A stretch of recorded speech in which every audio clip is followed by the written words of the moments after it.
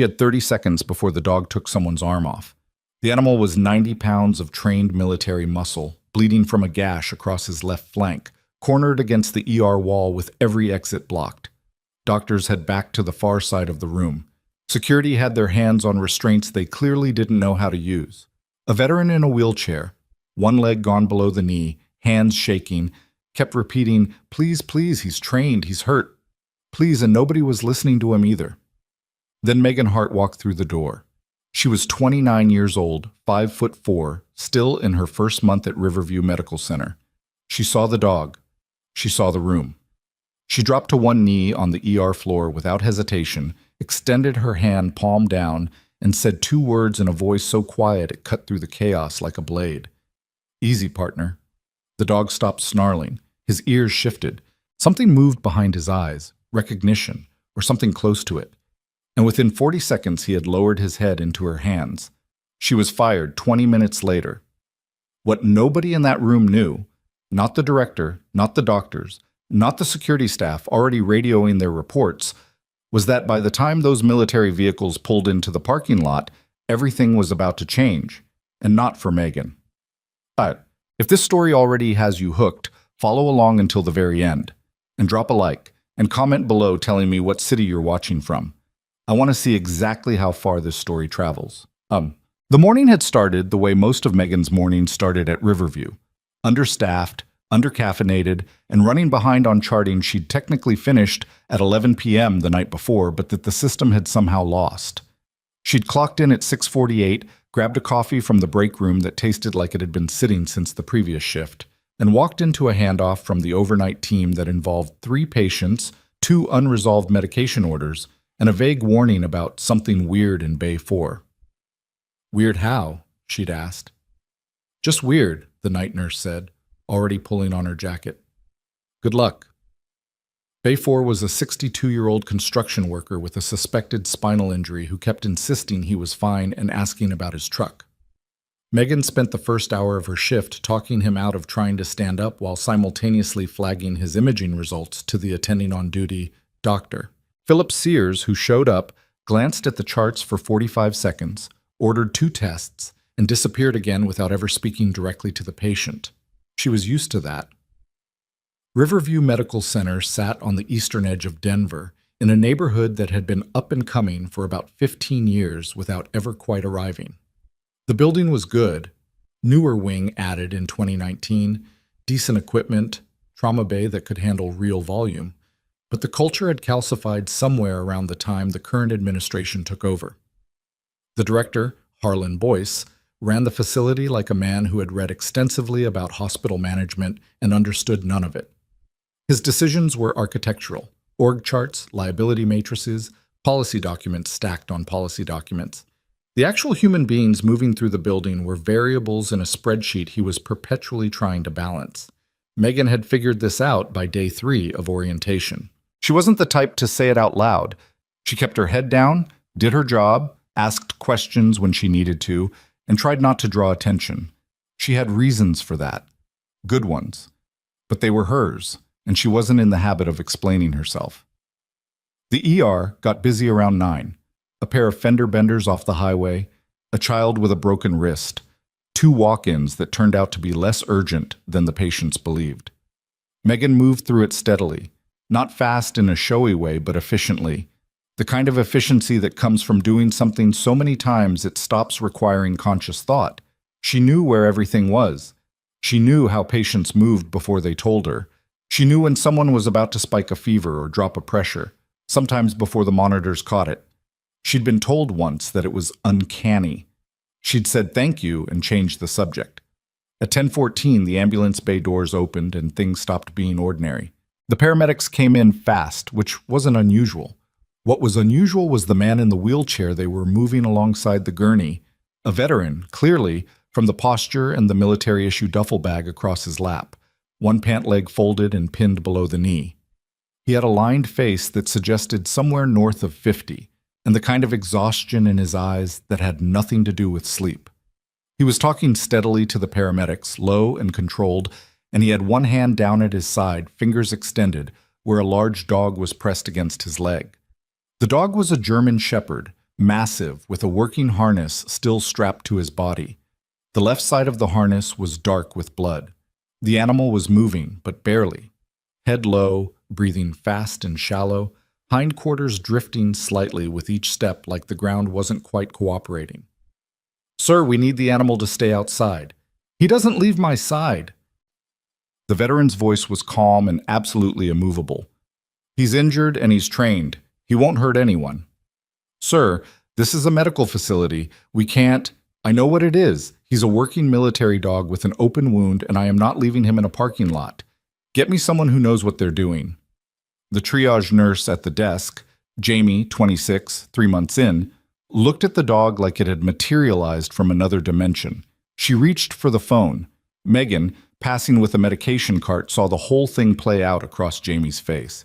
The hesitation, the uncertainty, the creeping awareness that she did not have a protocol for this and was going to need to find one fast. "What's his name?" Megan asked, cutting across the floor toward the veteran. The man looked at her. "Ranger." She crouched slightly, keeping distance, letting the dog read her before she moved closer. "How long ago?" 40 minutes. Piece of metal, we think. He was in the vehicle. We were already on our way here for—" The veteran's jaw tightened. Something else. "Is he weight-bearing?" "Left rear he's been favoring." "Okay." She looked at the dog again. Ranger's eyes had tracked to her, and he'd stopped leaning quite so hard against the veteran's leg. "Let's get you to a bay and we'll figure it out." She didn't run it past Jamie. She didn't call for approval. She just moved, and the veteran followed, and Ranger went where the veteran went. That was the first decision that would be used against her. Bay 6 was open at the end of the corridor. Megan rolled the veteran's chair in, checked his condition quickly. Elevated heart rate, some bruising on his right forearm, nothing acute, and then turned her attention to the dog. She got down on the floor. She didn't make sudden moves. She let Ranger sniff her hand for a long moment, watching his body language the way you'd read a patient's chart. The tension across his shoulders, the position of his ears, the quality of his breathing. "Ranger," the veteran said quietly, "stand down." The dog looked at him, then back at Megan. Then something in him shifted. Not relaxation exactly, but a kind of deliberate stillness. Permission. She began a gentle assessment of the wound site. The gash was about 4 inches, deep enough to need closing, not deep enough to indicate arterial involvement. He was losing blood at a concerning rate for an animal his size. She needed to get pressure on it, get it cleaned, and figure out the actual depth before she did anything else. She was reaching for supplies when Dr. Sears appeared in the doorway. "What is that animal doing in my ER?" The veteran looked at him. "He's injured." "This is a human medical facility. Get it out."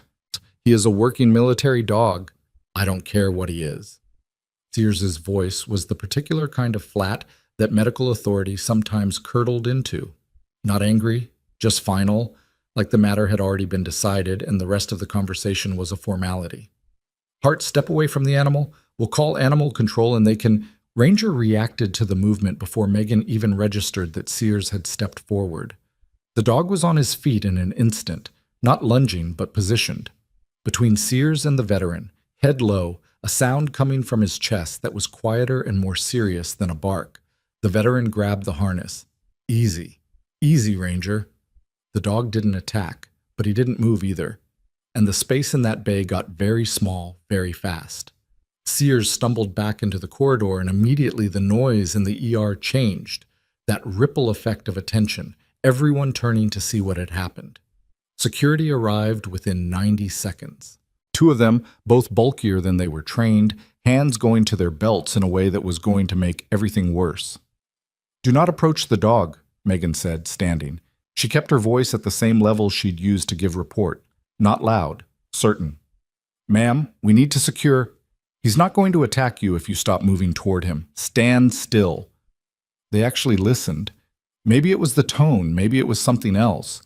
But for a moment the room held, and Ranger's growling dropped half a register. The veteran looked at her.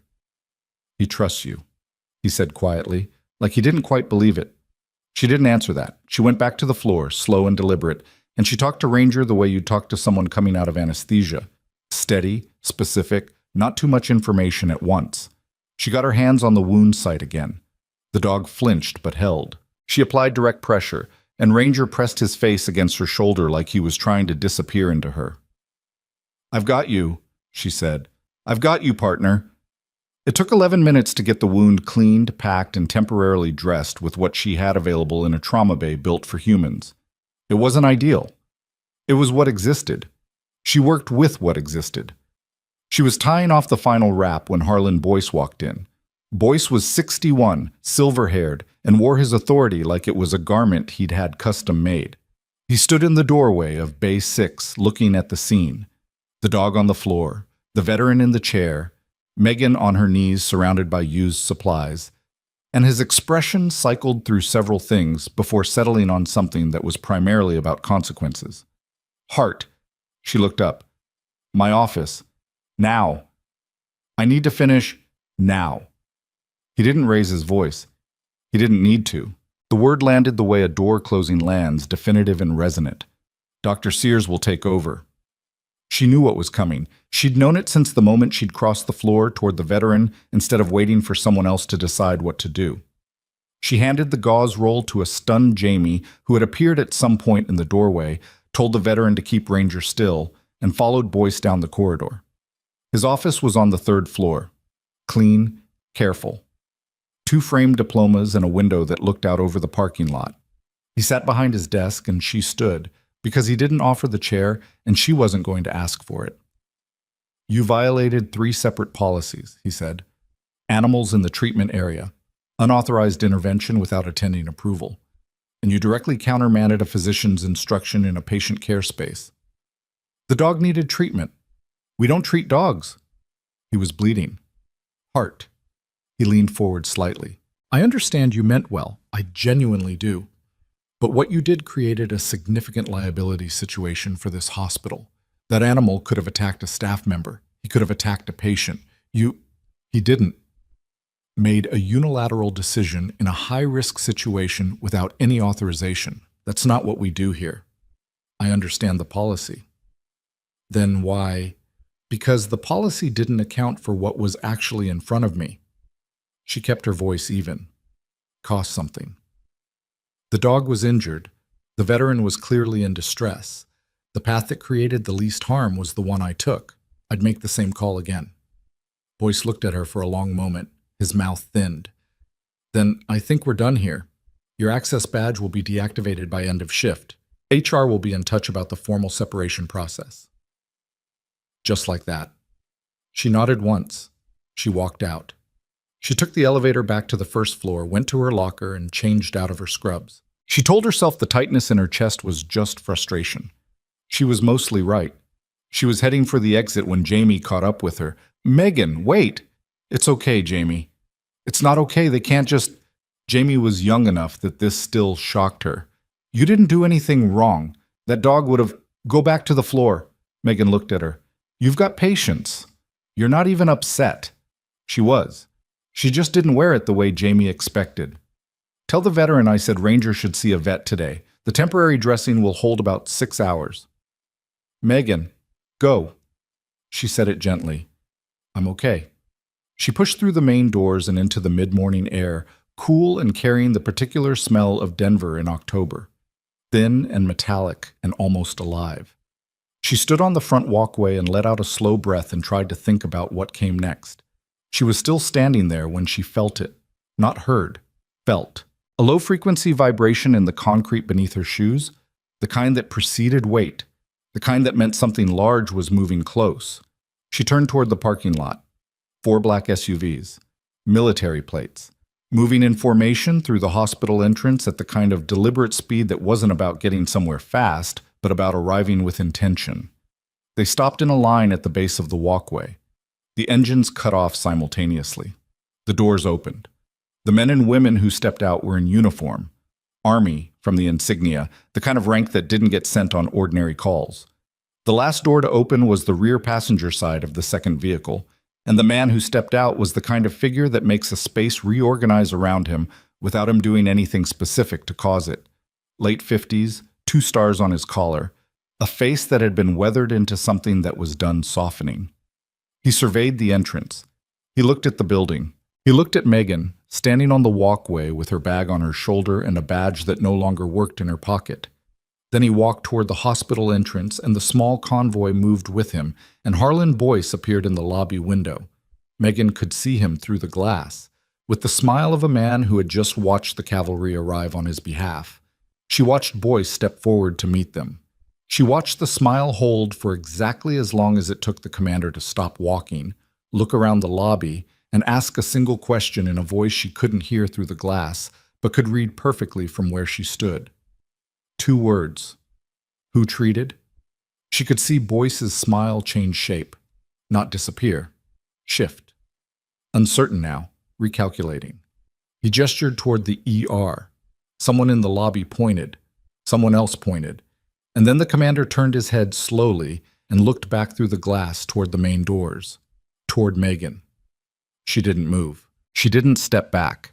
She stood on that walkway with her bag on her shoulder and held his gaze while the October air moved around her and the ground beneath her feet stopped vibrating. And she watched the commander push through the door and walk toward her with his entire team at his back. And she thought, here we go. The veteran had told them. Of course he had. She'd known that when she looked at the duffel bag, when she'd seen the way he'd spoken about Ranger, when she'd felt the quality of attention the dog had given her. Some part of her had known. And she'd done what she did anyway. And now, you treated the K9, the commander said. Up close he was somehow more substantial and also more tired-looking than he'd seemed from a distance. There were lines around his eyes that weren't from age but from specific kinds of sustained effort. He looked at her the way people look at something they've been searching for and have finally located. Yes, she said. He's stable? Temporary dressing. He needs a vet today, not tomorrow. The wound's clean, but it'll need proper closure. He nodded, processing. Then, you're the nurse they fired. Not a question, already briefed. She'd been dismissed 45 minutes ago, and he already knew. Yes. He looked at her for a long moment, not assessing her the way Boyce had assessed her, measuring liability, calculating exposure. This was something different, more specific. Like he was confirming something. What's your name? He asked, which was strange because he'd just demonstrated he knew exactly who she was, which meant it wasn't a question about her name. Megan Hart, she said. He held her gaze for 2 more seconds. Then something moved behind his eyes, a flicker of something that could have been recognition or the leading edge of a much larger truth, and he turned back toward the building. I need to speak with whoever runs this facility, he said to the aide at his left shoulder. And I need the veteran's full statement before we move. He walked back through the doors. His people followed. Megan stood on the walkway and watched him go, and she had the very clear, very specific feeling of standing at the edge of something she had deliberately walked away from, and watching it walk back toward her anyway.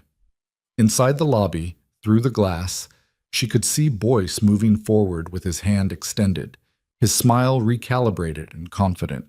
Certain he was about to be told what he expected to be told. The commander didn't take his hand.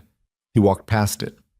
Harlan Boyce stood there with his arm extended and nobody shaking it, and even from the parking lot through a pane of glass, from 30 feet away, Megan could see the exact moment he understood that he'd made a terrible mistake. She didn't go back inside. There was nothing to go back for.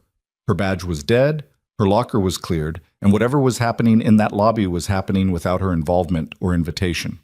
She sat on the low concrete wall at the edge of the parking lot instead, bag between her feet, and watched through the glass like someone at an aquarium looking at a tank full of things that could bite. Boyce had recovered from the handshake snub with the particular resilience of men who run institutions. He'd drawn himself up, reclassified the slight as a misunderstanding, and was now visibly talking at the commander in the way he talked at everyone, measured, authoritative, slightly too loud for the space.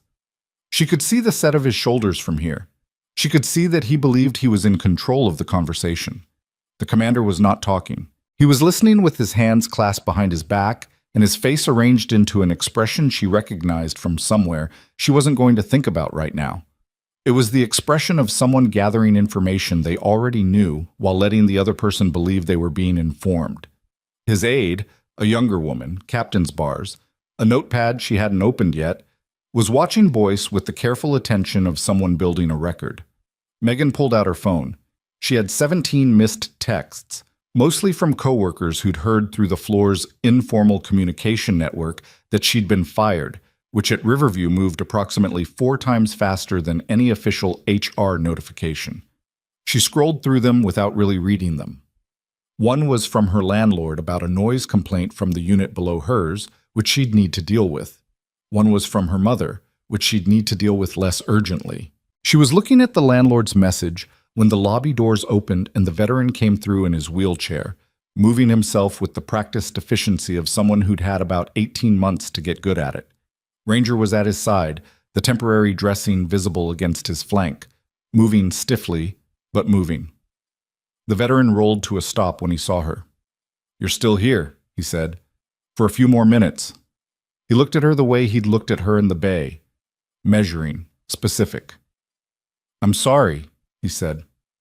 "About the job." "It's fine." "It's not." He said it flatly, without anger. "I heard them on the radio while they were treating me. The director called it a liability breach, like Ranger was a liability." He shook his head slowly. "I've been called a liability, too. After the deployment. After the leg. When you stop being useful to the system, you become a risk it needs to manage." She looked at him. "What's your name?" "Walt Greer." He extended his hand and she shook it. "Staff Sergeant, retired. Ranger's my partner. Was my partner overseas and they let me keep him after separation, it doesn't happen often. They did it because of what he did for me, what we did together." Ranger had settled at his feet and was watching her with that focused calm he'd had after she'd gotten her hands on him. Not tense anymore, but attentive, like he was tracking her. "What brought you here today?" she asked. Before this. Greer's jaw did the thing it had done in the bay, a brief tightening, controlled release. "Follow-up appointment. Phantom pain management. The VA here has a program." He glanced at the lobby. "Commander Ashford, that's him in there. He's been trying to reach me for 2 weeks. Something about a review process. I didn't know he was coming here today. Didn't know any of this was going to happen." He looked back at Ranger. Ranger cut himself getting out of the vehicle. Piece of trim came loose. Just wrong place, wrong moment. They usually are. He almost smiled. "Yeah." The lobby doors opened again. The captain, the aide, came out and looked directly at Megan. "Ms. Hart, Commander Ashford would like you to come back inside." Megan picked up her bag. "He knows I don't work here anymore." "Yes, ma'am. He's aware." She stood, looked at Greer, looked at Ranger. The dog stood when she stood, which was the kind of thing you noticed. She followed the captain through the doors. The lobby had rearranged itself in the 15 minutes she'd been outside. 3 of Ashford's people had taken up positions near the reception desk in a way that was professional and totally incompatible with the normal flow of a hospital entrance, which had the effect of making everyone in the space acutely aware that something official was happening without being told what it was. 2 admins behind the desk were doing the thing people do when they're pretending not to listen and doing a poor job of it. A woman in a patient gown who'd wandered down from the 2nd floor for reasons unknown had decided to just stay and watch.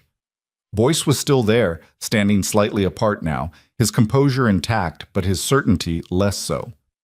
She could see it in the way he was holding his arms. Crossed, which he probably thought read as confident and actually read as defensive. He looked at Megan when she entered.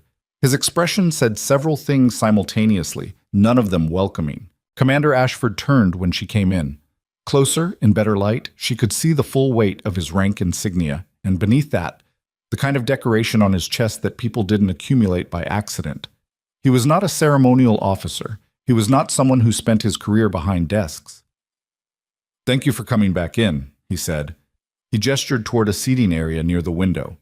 Low chairs, a small table, the kind of space the hospital had designed for difficult family conversations. "Please sit down." She sat. He sat across from her. The captain positioned herself nearby without being part of it, the notepad finally open. Boyce moved to follow. Ashford looked at him. "Mr. Boyce, I'll come back to you." It wasn't a suggestion. Boyce stopped moving. He stood where he was with the particular rigidity of a man who was used to being the authority in a room and was processing the reality that he was not. Ashford brought his attention fully to Megan. Staff Sergeant Greer tells me you treated Ranger's wound in the bay. Temporary field dressing. He needs a vet. Yes, we have one coming. He paused. He also tells me you kept the situation calm when it was about to become something else, that you went to the floor. That's how you approach a stressed animal. Most people don't know that. Most people haven't. She stopped, started again. I've spent time around working dogs. His eyes held on her face. Not pressing, not pushing, just attentive in a way that suggested he was adding this detail to a picture he was assembling from multiple sources. Where did you do your nursing training? Portland, Oregon Health and Science University. And before that? She looked at him. I was in the Army. She said it evenly, like it wasn't a door opening onto a room she hadn't been in for years, like it was just a fact, which it was. What unit? She held his gaze. I'd rather not get into the specifics. Something in him settled then, a subtle shift in posture, like a piece had gone into the right place. Captain Vargas is going to need to ask you some additional questions, he said. I want to be straightforward with you about why. He leaned forward slightly, elbows on his knees. Ranger is a military working dog with an active service record. His handler on deployment was a man named Martinez. He's here, he was in the vehicle, he's okay. Ranger was separated from Martinez during a transit situation 3 weeks ago and has been in a temporary care facility since then. This visit today was partly to reconnect them before Ranger goes into evaluation for continued service. He paused. The dog does not respond well to strangers. He's been in 3 different facilities in 3 weeks and has not allowed anyone to approach him without his handler present.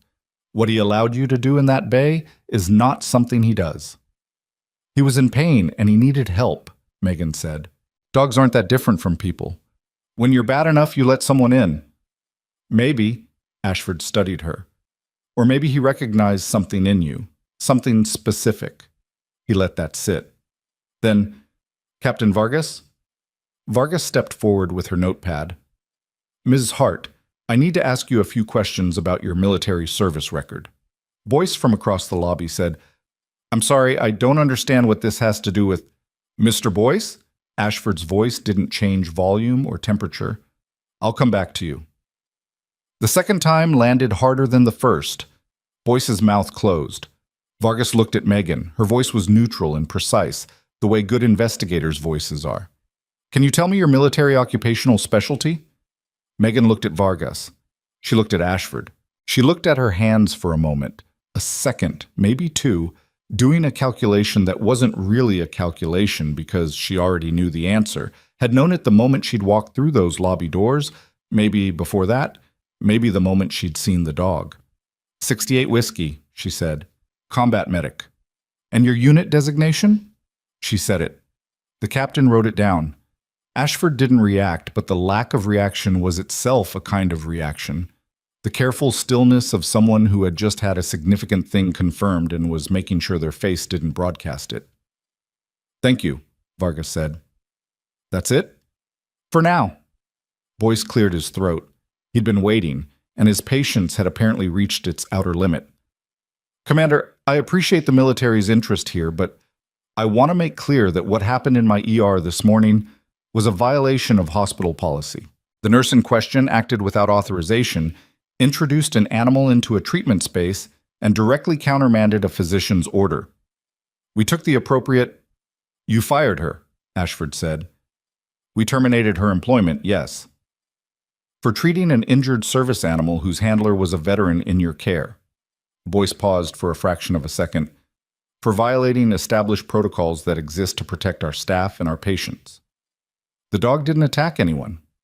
He could have. He didn't. Ashford stood. He was the kind of tall that you didn't fully register until someone was on their feet. Your physician ordered the animal removed from the treatment bay. Your security team attempted to physically approach a stressed working dog without any training for that situation.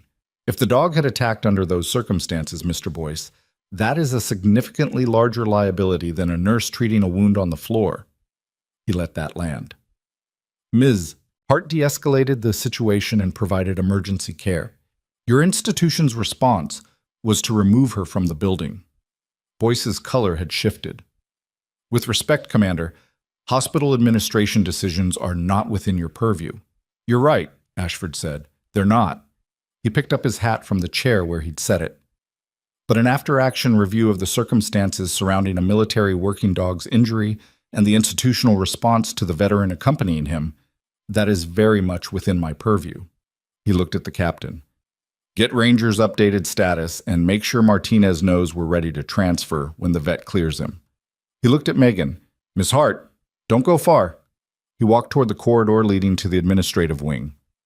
Two of his people fell into step with him without being asked. Megan sat in the low chair and looked at the hospital lobby and thought about the very specific feeling of having something you buried carefully and a long time ago start pushing its way back through the surface, whether you wanted it to or not. The next 90 minutes were strange in the way that bureaucratic upheaval is always strange. A lot of waiting and then sudden motion, information moving in incomplete fragments, people standing in clusters and then dispersing and reforming somewhere else. Megan got a cup of coffee from the vending machine near the entrance and sat near the window and watched it happen.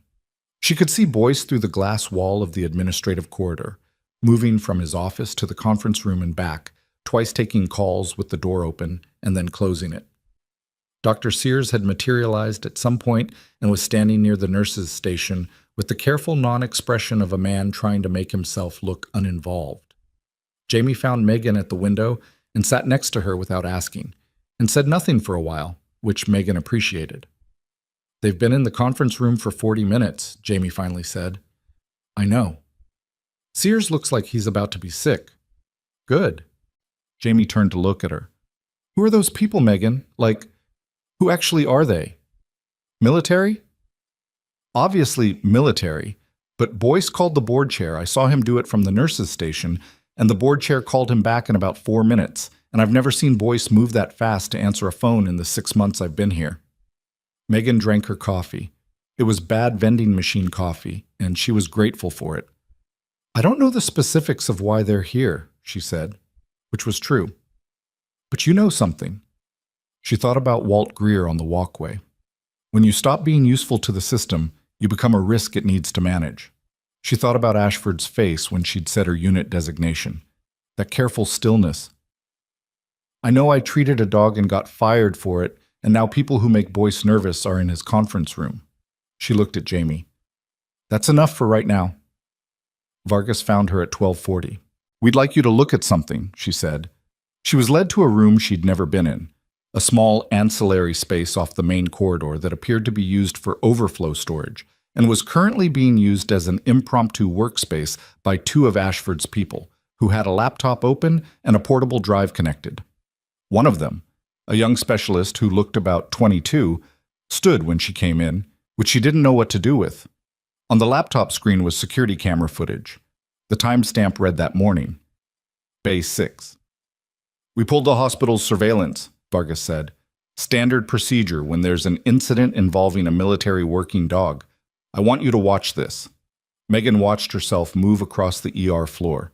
She watched herself go to her knees. She watched Ranger track her. She had never seen herself work from the outside before.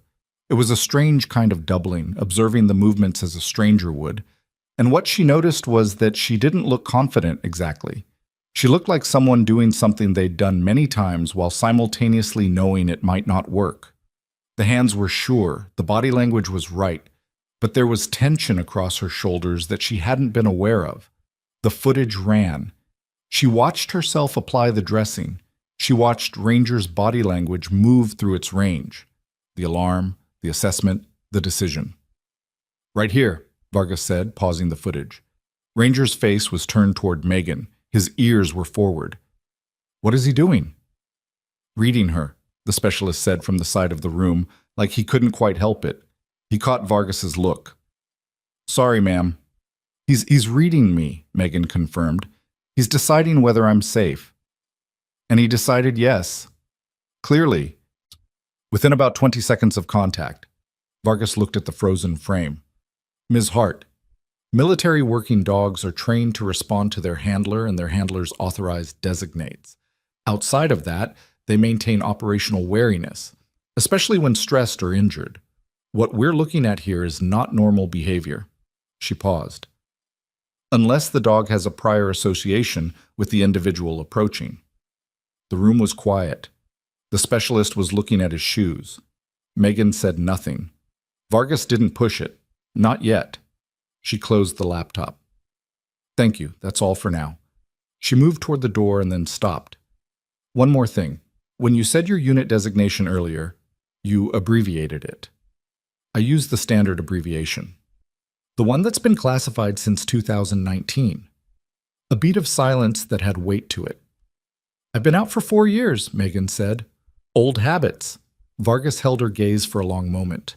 Then she nodded and left, and Megan stood alone in the storage room looking at the blank laptop screen and the temporary drive and the wall of extra IV poles and wondering how long she had before the next door she'd shut a long time ago got pushed open from the other side. It was Greer who found her first. He'd been moved to an actual examination room at some point, a real one, with a doctor who apparently knew what they were doing, because when he rolled out into the corridor, his forearm was properly wrapped, and he had slightly less of that flattened, running-on-empty look.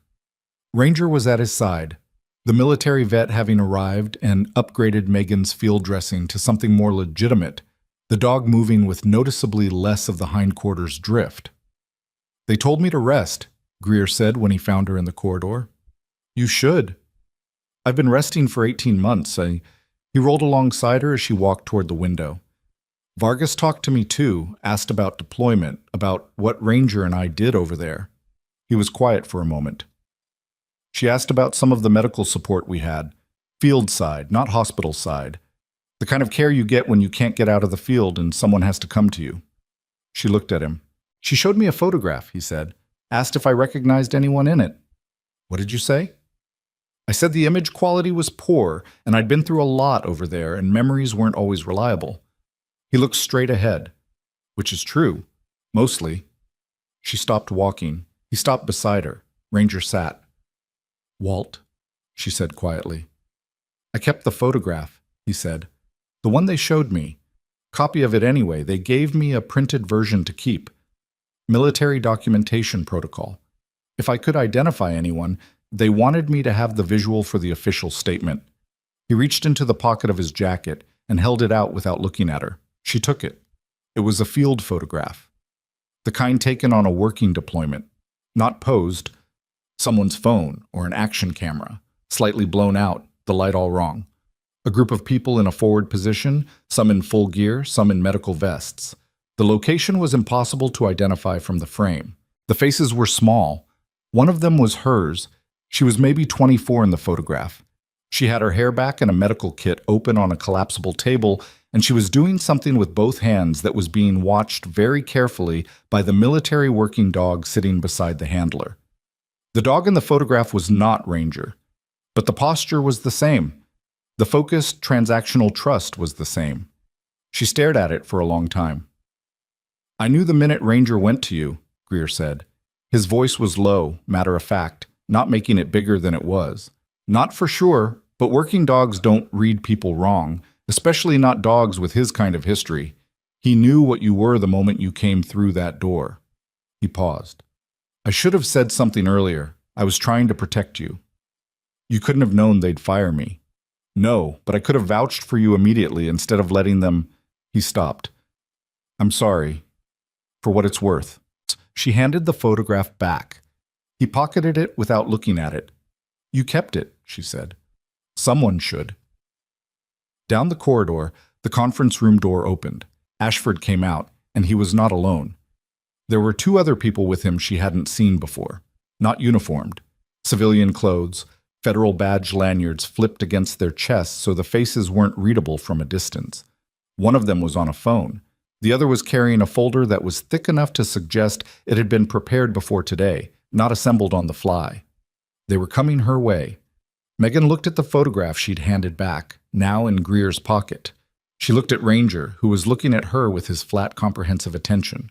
She looked at her own hands. 4 years. She had built 4 years of quiet distance from what she'd been, and she'd been careful and steady about it, and the life she'd constructed in that distance was ordinary in ways she'd deliberately chosen.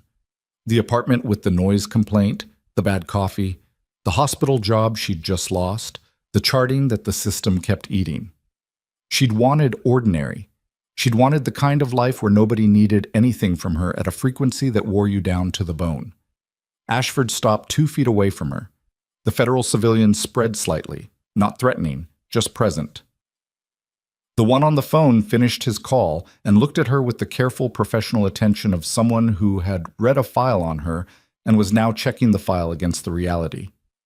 "Ms. Hart," Ashford said. "Commander?" He glanced at Greer. Something passed between them. Some shorthand of mutual history and mutual trust. And Greer nodded slightly and rolled his chair a foot to the left, creating a small separateness that was not about exclusion, but about privacy. Ashford looked back at Megan. His voice dropped about 10 decibels. "I'm going to ask you something directly, and I want you to know that whatever your answer is, we're not here to create problems for you." She waited. "There's an ongoing review of medical protocols used during several Joint Special Operations deployments in the 2018 to 2021 window. Part of that review involves locating personnel who are attached to certain specialized units." He paused. "The kind of units that don't come up when you run a standard record search." She didn't say anything. "Your current service record shows honorable discharge, basic deployment history, standard medical role." He paused again. "It's short. For someone who served 6 years, it's very short. Records get lost." "They do." He looked at her steadily. "Sometimes on purpose." The corridor was quiet. Someone was paging a name over the hospital intercom, far away, the words not quite reaching them. "What do you actually need from me?" she asked. "Right now? For you to be reachable. For you to not disappear." He said it simply. "Things are moving quickly, and there are people in that conference room who are going to want to talk to you at length about some things that neither of us is going to get into in a hospital corridor." She looked at the civilians with their lanyards, the thick folder. "Who are they?" "Inspector General's office." "The IG, not military justice, not a unit review. The Inspector General's office got involved when the concern was institutional, when the problem wasn't one person's conduct, but a system's." "What happened?" she asked quietly. "Ms. Hart, something happened. This isn't about Ranger. It's not about today." She watched his face. "You've been trying to reach Greer for 2 weeks. You had people ready to move. And the minute you walk into this hospital, you're already running a review of how they treated him and what they recorded and who made what call." She kept her voice even. "Something triggered all of this before today. What was it?" Ashford looked at her for a long moment. Then he said, 3 veterans connected to the same unit, same deployment window as yours, filed complaints separately, different states. The complaints were about their care, via treatment, transition support, the accuracy of their official records." He paused. All 3 complaints were suppressed. She felt something move through her that was not quite anger and not quite anything she had a clean name for. "Suppressed how?" she asked. "Filed, acknowledged, and then quietly removed from the system. No investigation, no response. The veterans were told their concerns had been reviewed and resolved." He looked at her. "They hadn't been touched. How many complaints total?" He hesitated. "Commander, how many?" 14, he said. "That we've confirmed so far." The number sat between them in the corridor like something solid. 14 veterans, 14 records of harm, documentation of the ways a system had failed people it was supposed to carry. Filed carefully, in the right language, through the right channels, and then made to disappear. 14 times someone had believed the process would work and been quietly, efficiently wrong. She thought about Greer on the walkway. When you stop being useful to the system, you become a risk it needs to manage. "What does this have to do with me?" she asked, but she already knew, in the way you know the shape of something in the dark before you turn the light on. "Your unit," Ashford said. "The personnel attached to it. The medical staff who worked with those specific deployment teams." He met her eyes. "You treated some of those 14 people, Ms. Hart. In the field. Before any of this started, and your records, the ones that should document that service, that would put you in those locations, that would verify the care you provided, are part of what's been suppressed. The corridor was very still. My records are gone, she said, significantly altered. Since when? We're working on establishing the timeline, but the alterations appear to have begun while you were still active. She stood with that. The ordinary life she'd built in 4 years of careful distance. The apartment, the vending machine coffee, the charting that kept getting lost, sat on top of something that had been moved without her knowing it. The ground she'd thought was solid had been changed underneath her while she was doing other things. And now 14 people's worth of disappeared documentation was pointing back toward a unit that officially barely existed, and toward the people who'd served in it, and the IG was in a hospital conference room in Denver, and a military commander who knew things she hadn't told him was standing in front of her saying, "Don't disappear." "I need to make a phone call," she said. "Of course." She stepped away from the group. She pulled out her phone. She stood by the window that looked out over the parking lot where 4 black SUVs were still parked in formation, and she scrolled through her contacts to a number she hadn't dialed in 2 years, a number that wasn't saved under a name because she'd been careful, and she stared at it for a long time before pressing call. It rang 4 times. She was preparing for voicemail when the line connected, and there was a brief silence, and then a voice she recognized said simply, "I was wondering when you were going to call." Her hand tightened on the phone. "You knew," she said. "I knew something was moving," the voice said. "I didn't know it would find you this way." "Who else have they contacted?" "I'm not sure yet. I only found out an hour ago." A pause. "Where are you right now?" She looked at the corridor, at Ashford, who had moved away to give her space but was very much still present, at the conference room door, at Greer, who was talking quietly to Ranger with one hand on the dog's head. "Riverview Medical Center," she said. "Denver." "Don't leave," the voice said. "And Megan, they don't know everything yet, about the unit, about what you specifically did over there." A pause that had weight to it. "But someone does. And that person has been ahead of this review the entire time." She lowered the phone. Through the glass of the conference room, she could see the thick folder open on the table and one of the IG civilians turning pages, not reading them, but looking at them with the quick, practiced attention of someone cross-referencing. The second civilian had a second folder now, thinner, newer. On the cover, barely visible from the corridor at this distance, was a name. Her name. The folder with her name had not existed 40 minutes ago. Someone had brought it in. Someone had already known she would be here. She put her phone in her pocket and walked back toward the conference room before she'd fully decided to. That was how she made decisions under pressure. Not by deliberating until she was certain, but by moving toward the thing that needed to be addressed before the window to address it closed. 4 years of civilian life hadn't changed that. It had just buried it under layers of careful, ordinary living, and now it was back, immediate and specific, like a reflex. Ashford saw her coming and straightened slightly. "The folder with my name," she said. "Who brought it in?" He didn't look at the conference room. "What folder?" "The thin one. The second one. Your IG civilian came in with one folder and now there are 2 on the table and the second one has my name on it." She kept her voice low. "That folder wasn't pulled from a records request today. It's too thin and too neat. Someone had it prepared." Ashford's expression didn't change, but something behind his eyes recalibrated. He turned to Vargas, who was close enough to have heard. Some fast, wordless exchange happened between them. "Give us a moment," he said to Megan. "I'd rather not."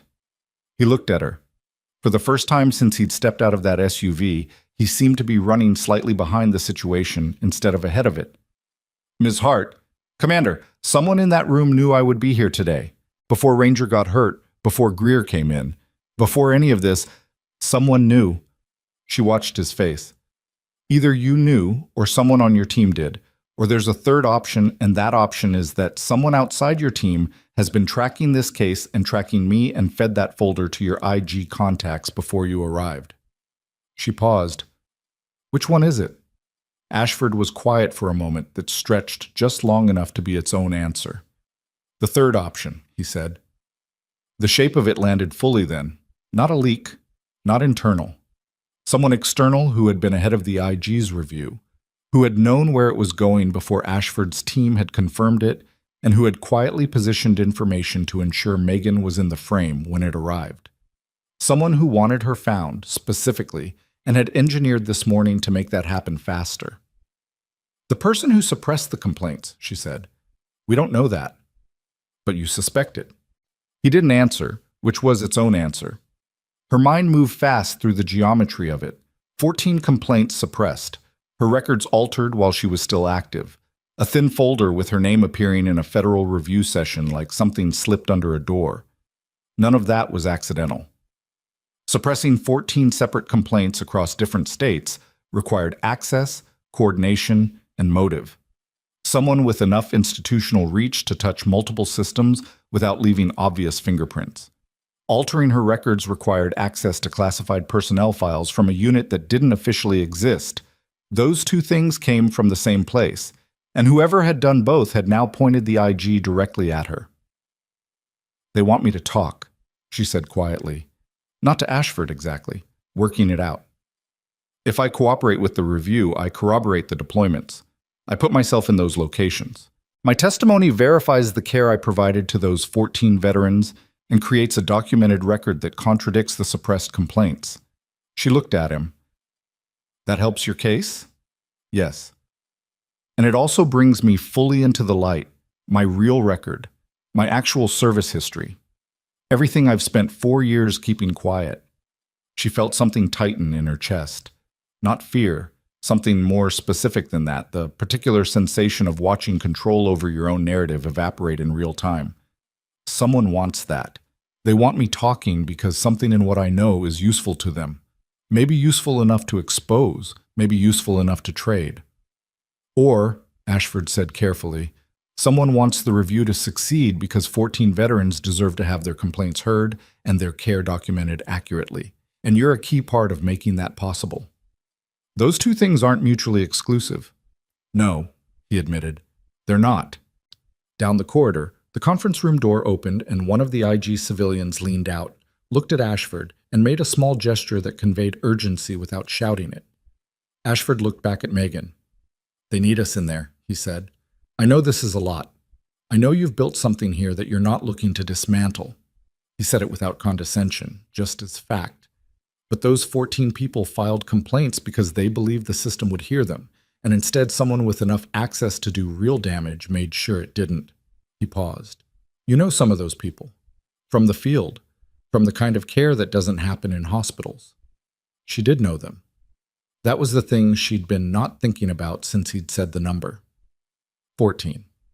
She could put faces to at least half of that number. Could remember specific moments. The particular arithmetic of field medicine. The decisions made in the gap between what you had and what you needed. The way people looked when they understood you were the only thing between them and a significantly worse outcome. Those faces had filed complaints, and someone had erased them. All right, she said. Ashford nodded once. He didn't thank her. She appreciated that. But the conference room was small and fluorescent and smelled like recycled air and the residue of several hours of institutional anxiety. The two IG civilians introduced themselves properly this time. Special Agent Dana Kowalski, a compact woman in her 40s who'd clearly run this kind of review before, and Agent Ray Solis, younger, who managed the documentation with the systematic speed of someone who'd learned to keep up. The thin folder with Megan's name was on the table between them, closed. Kowalski didn't open with pleasantries. Ms. Hart, we're conducting a review under IG authority into the suppression of veteran complaints filed between 2020 and 2023. Our investigation has identified you as a material witness in connection with at least 7 of the 14 documented cases. She set a single page on the table. Not from the folder, a separate document. This is a summary of the medical events we're trying to establish. I'd like you to look at it and tell me what you can confirm. Megan looked at the page. Names, dates, locations listed by coordinates rather than place names, brief medical notations, the kind of shorthand that came from field documentation, not hospital charts. She recognized 6 of the 7 immediately. The 7th had the right coordinates and the right date, but a name she didn't know, which probably meant he'd been using a call sign when she'd treated him, and his legal name hadn't been something she'd been given. "I can confirm 6, she said. "The 7th? The location and date are accurate. I don't recognize the name. Can you describe what care was provided?" She walked through it. Not the way you'd walk through a case file in a hospital setting. Not with the soft language and distancing that institutional medicine sometimes grew around difficult events, but directly, in clinical sequence. She described the conditions, the resources she'd had, the decisions she'd made, and why. Solis was typing steadily. Kowalski was listening with the focused attention of someone who was cross-referencing everything Megan said against something she already had. At the 4th case, Kowalski stopped her. The complaint filed by this individual stated that his official medical record contains no documentation of this treatment. His separation paperwork shows a gap in care that his commanding officer later used as grounds to deny a disability claim. She looked at Megan. "If you treated him the way you're describing, the denial was based on a false record." "Then the denial was based on a false record. You're prepared to state that under oath?" "Yes." Kowalski wrote something on her own notepad. Then, "The unit you were attached to, I need to understand its structure. Who had authority over the medical personnel records for that unit?" "Administrative oversight ran through a senior warrant officer at the base command level.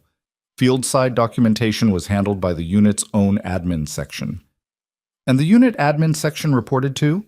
Megan paused. "Ms. Hart." "The section reported to the unit commander. Field-side. And through a separate chain on the administrative side to a liaison officer at the regional logistics level." Kowalski and Solis exchanged a look. "We need the name of the logistics liaison," Kowalski said.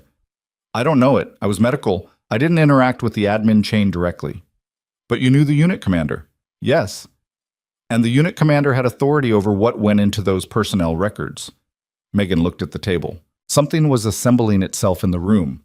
A shape she hadn't seen clearly until this moment, when the questions started arriving in a particular sequence that pointed toward a particular place.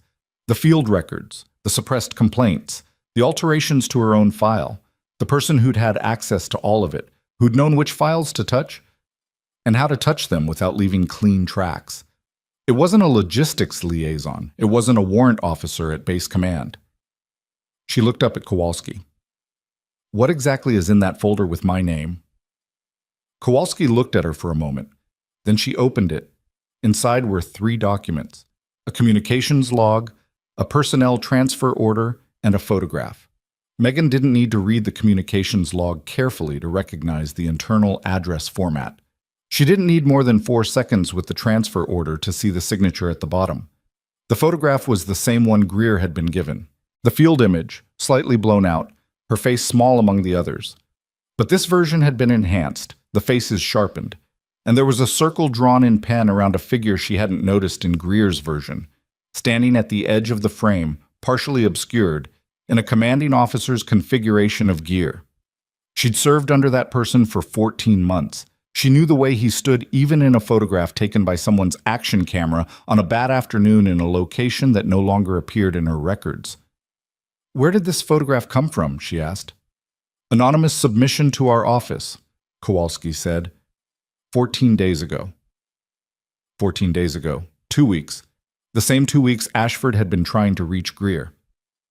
"Someone sent you this," Megan said slowly, "and then made sure Greer and Ranger would be at this hospital today, which is where I work, so that the incident this morning would pull your review here, to me, with this photograph already in your file."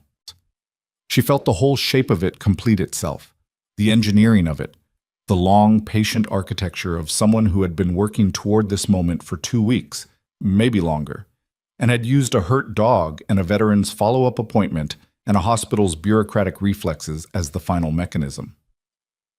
"That's our working theory," Kowalski said, very carefully.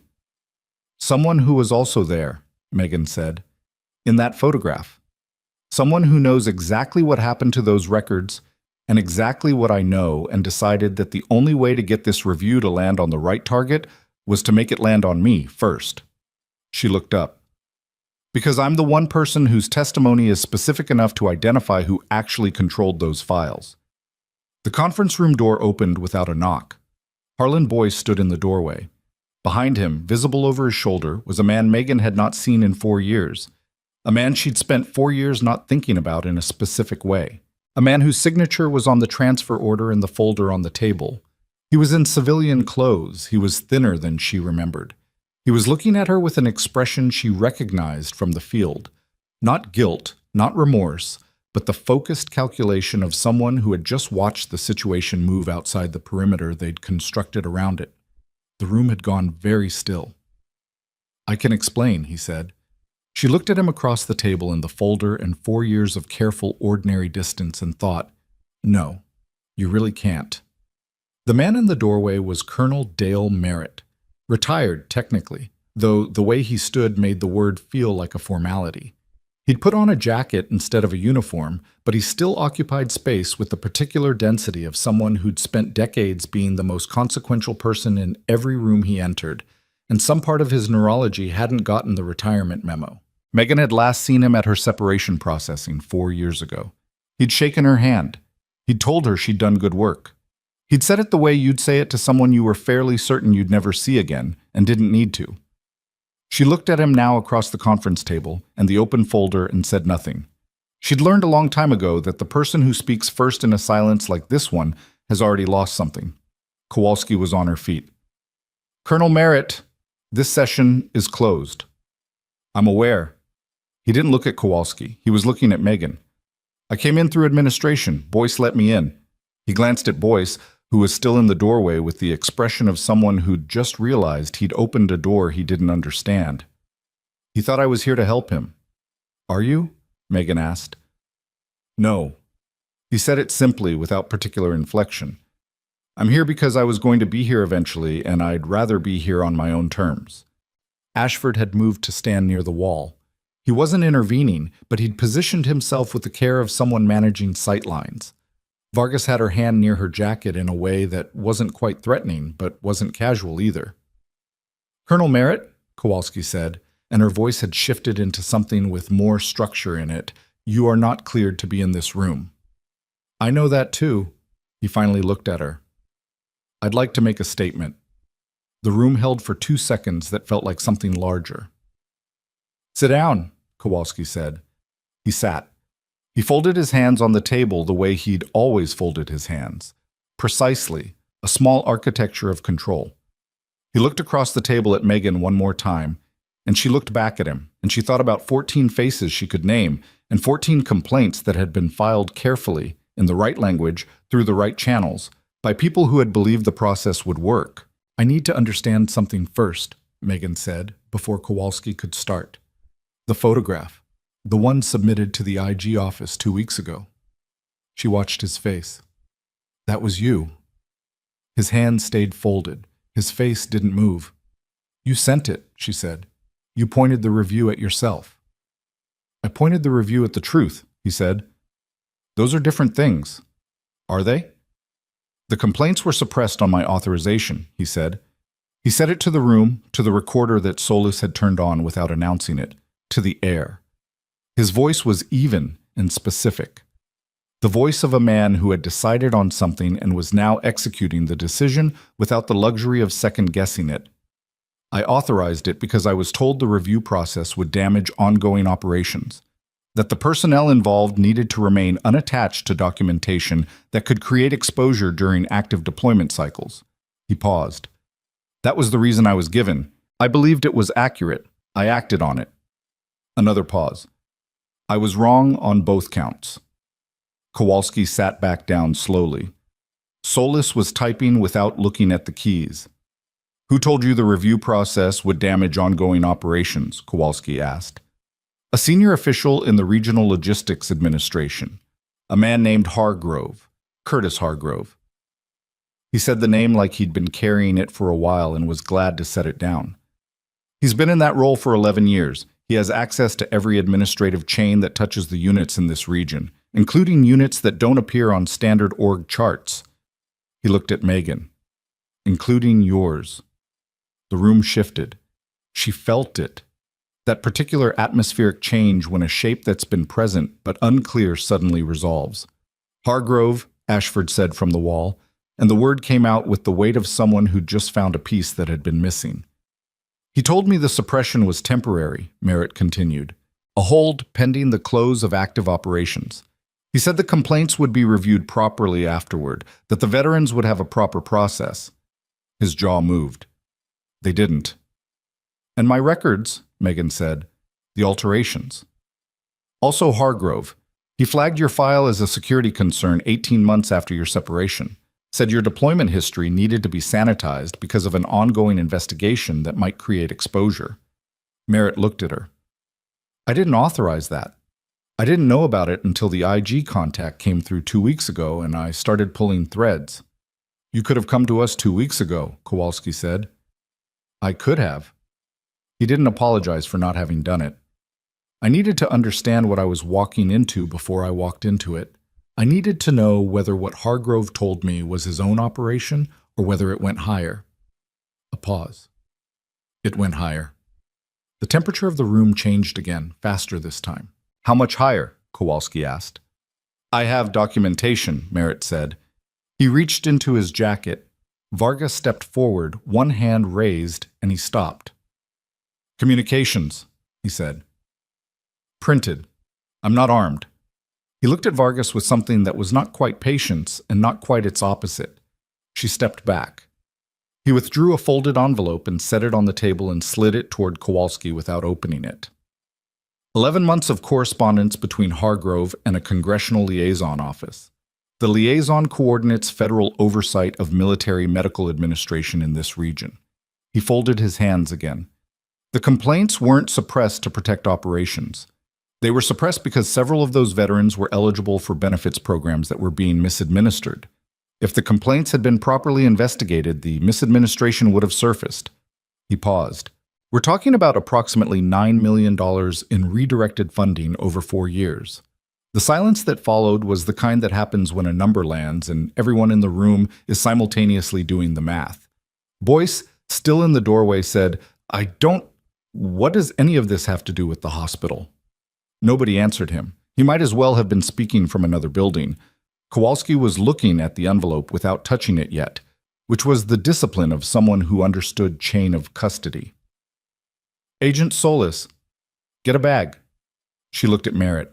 Colonel, you understand that your voluntary statement here does not grant you any specific immunity. I understand. And you understand that your own role in the authorization of these suppressions makes you a subject of this investigation. I understand that too. He said it without flinching, and she believed him, not because he was a good man performing goodness, but because he'd clearly already been through this conversation with himself a significant number of times and arrived at the same place each time. The particular stillness of someone who'd made a decision that cost them something real and were done renegotiating it. I'm not here to walk away clean. I'm here because the people who filed those complaints deserve to have something on the record that actually reflects what happened. Megan looked at him. She was trying to locate what she felt about him, which was complicated in a way she didn't have time to fully process right now. He had authorized the suppression. He had believed a justification that he shouldn't have accepted without verification. That was its own kind of failure, the institutional kind, the kind that didn't require malice but produced the same outcomes anyway. He was also, apparently, the person who had sent the photograph, who had forced the review to move, who had arranged for her to be found in a way that put the IG in the same room as the truth. He had done a wrong thing and then spent some portion of the subsequent years deciding what to do about it, and then done this. She didn't know what to call that. She wasn't sure she needed to call it anything. Hargrove, she said. Where is he now? Regional office, Merritt said. Colorado Springs. She looked at Ashford. Already on the phone, Vargas said quietly, and stepped out of the room. What happened next moved fast in the way investigations move fast once they have enough weight behind them. Not dramatically, not with raised voices, but with the particular acceleration of an institutional mechanism that has finally locked onto something real and is now running at full capacity. Kowalski sealed the envelope from Merritt, photographed the folder contents, and sent Solis out of the room with a set of instructions that he executed with the speed of someone who understood that the next 48 hours were going to define the shape of the next several years. Merritt was moved to a separate room with a second IG agent who had arrived at some point without Megan noticing. He went without resistance, without drama, with the same settled certainty he'd carried into the conference room. Boyce finally left the doorway when Ashford walked him out personally. Not roughly, not with the visible authority of removal, but with the quiet, definitive guidance of someone steering a variable out of a controlled environment. She watched it happen from the corridor and thought about the moment in the lobby when Boyce had stood with his hand extended and Ashford had walked past it.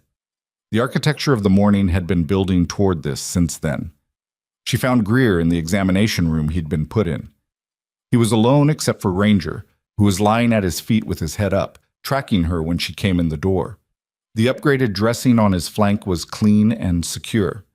He looked less like an animal in crisis and more like an animal that was tired and processing something. She sat in the chair near the bed. Greer looked at her. "It's moving," she said. "I heard."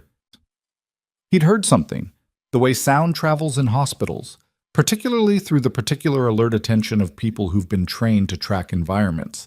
"Merritt, I didn't know he was going to be here. He engineered today," she said. "The photograph, making sure you'd be at this hospital, making sure the review would land here." "Did he tell you why?" "Because he could have sent documentation to the IG anonymously and they'd have opened a file. But a file with 14 names and some suppressed paperwork might have taken months to build into something actionable." She looked at her hands. "Putting me in the room made it move faster. My testimony is specific. I was there. I have clinical memory that matches the dates and the locations and the care provided. That's different from a communications log." Greer was quiet for a moment. "He used you." He pointed them at the truth using me as the instrument. She considered the distinction. "It's not the same as using me against my interest. The outcome is the same outcome I'd want." She paused. "I'm still angry about it." "That's fair." "He made the decision for me about whether I was ready to be found, about whether my records were mine to control." She felt the thing that had been moving through her chest since she'd seen Merritt in the doorway. Not one thing, several things at once, occupying the same space and creating friction. "I spent 4 years building something quiet. That's gone now." "Was it working?" Greer asked. Not unkindly, the kind of question that costs something to ask because it doesn't have a comfortable answer. She thought about the bad vending machine coffee, the charting that got lost, the apartment with the noise complaint, the way she'd gone to her knees without hesitating when Ranger needed someone to go to their knees. "Some of it," she said. Ranger had shifted, his nose against her shin. She put her hand on his head. "What happens now?" Greer asked. "The IG builds the case. Hargrove gets pulled in. Probably today, from what Ashford said. The congressional liaison connection takes longer, but the documentation Merritt brought in points the direction." She stroked Ranger's ear. "The 14 complaints get reopened. The veterans get proper review." "And you?" She didn't answer that immediately. Kowalski found her 20 minutes later with the look of someone who had cleared the preliminary layer of a situation and was now dealing with its infrastructure. She sat across from Megan in the examination room. Greer had been moved to get an actual rest somewhere more comfortable, Ranger stubbornly at his side, and set her notepad on the empty chair next to her. "Hargrove is in custody," she said.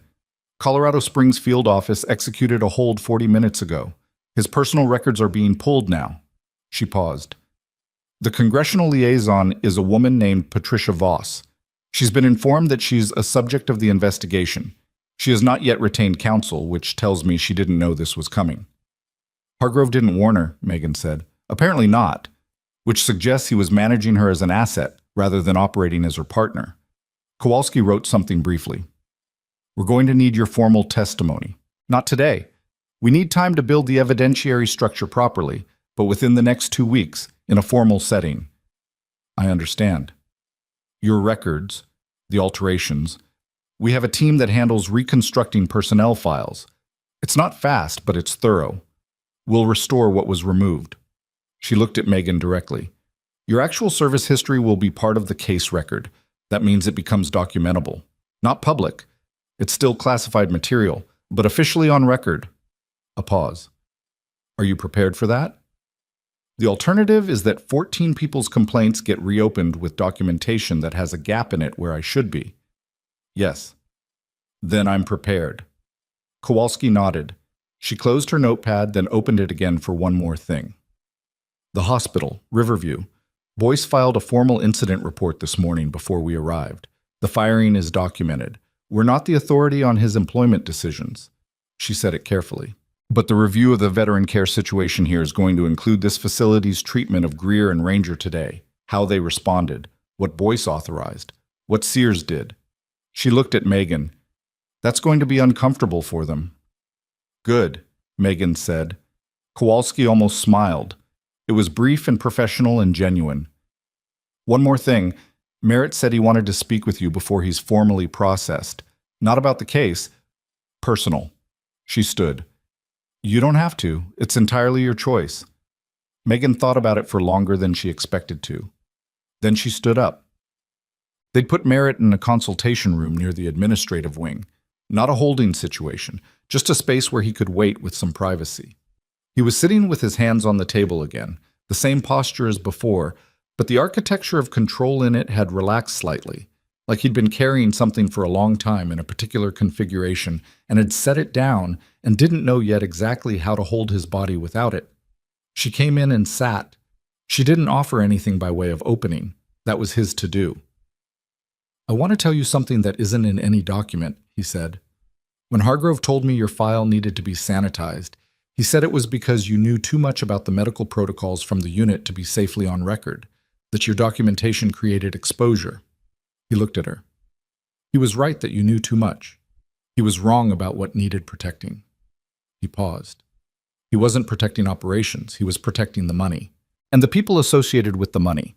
Your records got altered because you treated people whose care, properly documented, would have triggered the benefit reviews that would have exposed the funding diversion. She sat with that. The chain of it. The specific cold logic by which her service history had been made to disappear.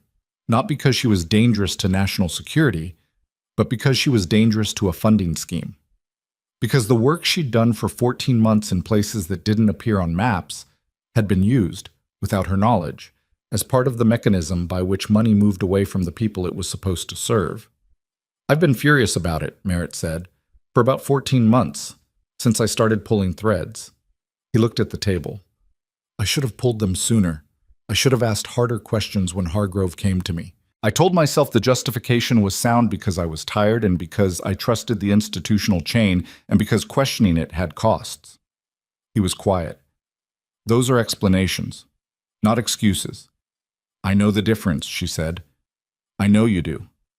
She looked at him for a long moment, the man who had told her she'd done good work at her separation processing, who had shaken her hand, who had apparently been carrying the weight of what he'd authorized for the better part of a year before doing anything about it. He was not a villain. He was something more complicated and in some ways harder to categorize. A person who had failed at a specific moment and then eventually tried to correct it with the limited tools available to him. The photograph, she said. You were in it, partially obscured. Did you know that when you sent it? He almost looked surprised. No. There's a circle around you. He absorbed that. That wasn't me who circled it. Kowalski showed me the submission. She paused. The circle was already on it when they received it. A different kind of stillness moved across his face. The stillness of someone processing the possibility that someone else had been ahead of them. That the photograph had been submitted with his position marked deliberately. That the finger had been pointed in multiple directions at once. Who else had a copy of that photograph? She asked. It was taken on a camera that Martinez was carrying. Ranger's handler. He posted it. Merritt stopped. His jaw tightened slightly. He posted it to an encrypted veteran network 3 years ago. That network was compromised in a data event last year. Hargrove, she said. Possibly. Or someone working with Hargrove who knew the photograph existed and knew what was in it and used the submission to put me in the frame alongside you. He looked at her. 2 targets instead of 1. More pressure on the review, faster motion. She felt the geometry of it complete itself, not cleanly. Nothing about this was clean, but fully. Hargrove had possibly preempted Merritt's submission, or used it, or piggybacked on it. The photograph had served 2 purposes. It had forced the review to find Megan, and it had dropped Merritt into the frame as a subject, which accelerated the case and also protected Hargrove's exposure, Because an implicated subject was easier to characterize as the origin of the problem than a man who'd been running a funding scheme for 4 years. He wanted you found, Megan said. Before you found him. Merritt was quiet. If you'd come to the IG quietly, on your own terms with your documentation, you'd have been a witness. Voluntary disclosure. Some protection in that. She watched his face. If they found you through the photograph, alongside 14 suppressed complaints and my altered record, you're a subject. And as a subject, your testimony about Hargrove is easier to discredit. The color around Merritt's eyes changed slightly. He's still managing it. He was, until 40 minutes ago. She looked at the door. The question is what else he put in motion before they got to him. Oh. She found Ashford in the corridor outside the administrative wing. He was off his phone, which felt significant. Hargrove is cooperating, he said before she asked. Which means he's scared. Which means Kowalski's Rita Voss was right.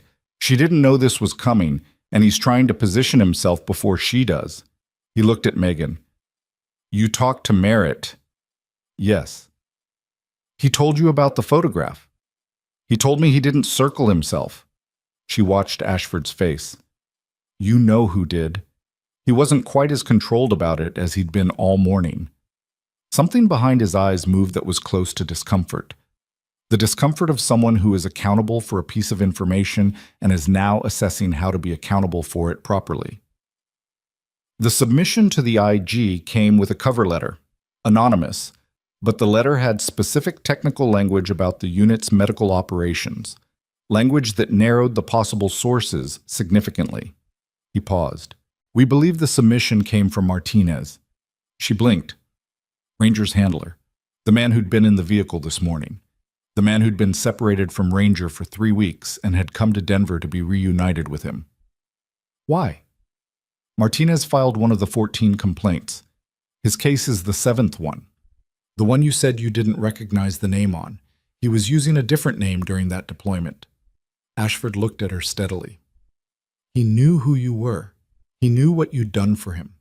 When Hargrove's funding scheme started to surface, Martinez had been tracking the benefit denial connected to his own complaint for 2 years. He knew the review needed someone who could put faces and dates and clinical specifics to the records. He paused. He knew you were the person who could do that. He pointed you to me, she said. He sent the photograph. He arranged for the visit to be at this hospital, at this time, so that Ranger's presence would create the incident that would get your name in front of us. He said it plainly, not defending it. He used Ranger, knowing the dog would respond to you, knowing the hospital would react badly enough to make you visible. She looked at the floor for a moment. The morning reassembled itself in a new configuration. The piece of trim that had cut Ranger, the accident in the parking lot, had it been an accident? Or had Martinez engineered the injury carefully enough that it was real but manageable, a wound that would create urgency without creating serious harm? She thought about the dog on the ER floor with his head against her shoulder and felt something complex and uncomfortable move through her. Is Ranger okay? She said. Not a question exactly. The vet confirmed the wound is clean, no lasting damage. He'll be on restricted duty for 2 to 3 weeks and then back to evaluation. Ashford looked at her. Martinez didn't hurt him badly, but I understand why that doesn't make it simpler, she said. It doesn't make it simpler. No. She stood in the corridor of the hospital where she no longer worked and thought about the long, patient architecture of it. Merritt had built his. Martinez had built his. Hargrove had apparently been building his for years, and she had built hers 4 years of ordinary distance, and all of their architectures had arrived at the same point simultaneously, which was here, which was her, which was this corridor with the bad overhead lighting and the recycled air and the sound of a hospital continuing to function around a crisis that most of the staff still didn't fully understand. Martinez, she said. Where is he right now? Ashford hesitated for a fraction of a second. He's been asked to stay on site. Asked? Ms. Hart, take me to him. Us. He was in the family waiting area off the main corridor, a space with low chairs and a television mounted high on the wall showing a muted news channel. The kind of room that existed in hospitals for the specific purpose of giving people somewhere to wait while something important happened nearby. He was in his early 40s, medium build, with a quality of careful attention that she recognized from the field, the way certain people become very still when they're being observed, not because they're hiding anything, but because stillness is the posture they default to when they need to think. He stood when she came in. "Ms. Hart." She didn't sit. She looked at him for a moment. He held it without looking away, which she gave him credit for. "Ranger," she said. "He's okay." His voice had the careful neutrality of someone who knows they have no standing to offer reassurance but is going to try anyway. "I made sure the injury was real," she said. "I know. I treated it." He absorbed that. "I needed you in a position where you couldn't be ignored, where the situation forced the response." He looked at his hands briefly. "I thought about other ways to do this. For about 2 years I thought about other ways. There wasn't one that moved fast enough. The review was going to take 12, 18 months. Hargrove was going to have time to suppress the next layer before the first one surfaced." He looked at her. "You could do in one morning what would have taken the IG a year to establish." "And Ranger?" "Ranger trusts you." His voice shifted slightly. Not emotion, something more specific, something that came from deployment and partnership, and the particular bond that didn't have a civilian equivalent. "He knew what you were the moment you came through the door. I knew that would happen. I knew if you touched him, he'd let you." A pause. "I thought—" He stopped, started again. "I thought if it was going to cost him something to get this done, I'd rather it cost him 2 weeks of recovery than what's been happening to 14 people for 4 years. She looked at him for a long moment. The calculation was clear and the logic was real, and she understood it the way you understand something that you know is true and are not finished being angry about simultaneously. "You got what you needed," she said. "Yes." "Hargrove is in custody. The review is moving. Merritt's testimony is on record." "Yes." "And Ranger is going to spend the next 3 weeks on restricted duty because you used him to trigger a situation you could have triggered other ways." Martinez didn't look away. "There weren't other ways that worked." "There were other ways," she said. "They just worked slower." He didn't argue with that. She turned and walked to the door, and she stopped with her hand on the frame. She didn't look back at him when she said it. She said it to the corridor, to the hospital, to the morning that had started with bad coffee and ended with something she wasn't going to be able to put back in the box it had come from. "Your complaint," she said. "The 7th one. The one with the other name." She felt him go still behind her. "I'm going to remember exactly what I did for you, every decision, every specific detail. And I'm going to put it on the record in the clearest language the IG has ever received." She paused. "Not because of what you did today. Because you deserve to have it on the record 4 years ago, and someone took that from you." She paused again. "But Martinez, if you ever use Ranger like that again, for anything, for any reason that good, I will find out." She walked out into the corridor, to the sets. Jamie was standing near the nurse's station, still on shift, watching the administrative wing with the alert attention of someone who had been processing a very strange morning in real time. She saw Megan come out of the waiting room and cross to her fast. "They're having some kind of board call," she said quietly. "I heard Sears on the phone with the board chair. He sounded—" She stopped. "He sounded like a man whose career was happening in the past tense." Megan looked toward the administrative wing. "What about Boyce?" "His assistant hasn't been able to reach him for 40 minutes. His car is still in the lot." She found out why 30 seconds later when Kowalski appeared at the end of the corridor moving quickly, her face carrying the specific expression of someone who has just received a piece of information that changes the shape of what they're doing. "Ms. Hart," she stopped. "We need you back in the conference room, now. What happened?" Kowalski glanced at Jamie, who took the hint and moved away, and then looked at Megan with the carefully calibrated disclosure of someone managing the perimeter of a live situation. "Hargrove made one phone call before Colorado Springs got to him. We have the record of the call. It lasted 40 seconds. She paused. "The call went to a number registered to this hospital." Megan went still. "Not Boyce's number," Kowalski said. not administration. A direct line to the physician's extension. She held Megan's gaze. Dr. Philip Sears has been on his personal cell phone for the past 22 minutes and has not answered two direct requests from Commander Ashford to come to the administrative wing. She paused. And his personnel file, which we pulled as part of the standard review of the facility's treatment of Sergeant Greer, contains a prior employment history that includes 18 months at the Regional Logistics Administration. She looked at Megan steadily, working directly under Curtis Hargrove. She didn't run. She walked at the speed of someone who understood that urgency and panic were different things and that confusing them got people hurt. Kowalski was already moving back toward the administrative wing. Megan followed, and behind her she could hear Ashford's voice, low, directed, precise, pulling someone's attention onto Sears's location. The hospital had a particular acoustics when something official was happening. The way normal sound continued underneath it, patients being paged, monitors beeping, a child somewhere asking a question in the too loud register of children, and underneath all of that, the different register of institutional authority in motion.